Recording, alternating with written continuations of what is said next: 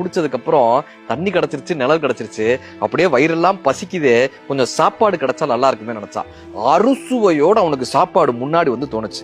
சாப்பிட்டான்.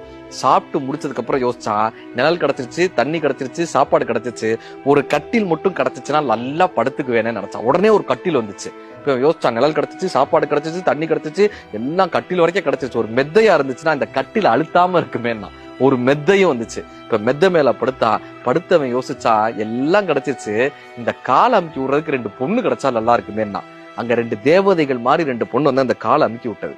இப்ப எல்லாம் கிடைச்சதுக்கு அப்புறம் அந்த மரத்தை பார்த்து யோசிச்சான், கேட்டதெல்லாம் கிடைக்குதே, ஒருவேளை இந்த மரத்துல பிசாசு இருக்குமோ அப்படின்னு நினைச்சான். இந்த 2 தேவதைகளும் பிசாசுகளாக மாறி அவனை 2ஆ பிச்சு சாப்பிட்டாங்கன்னு அரபு கதையில ஒரு கதை வரும்.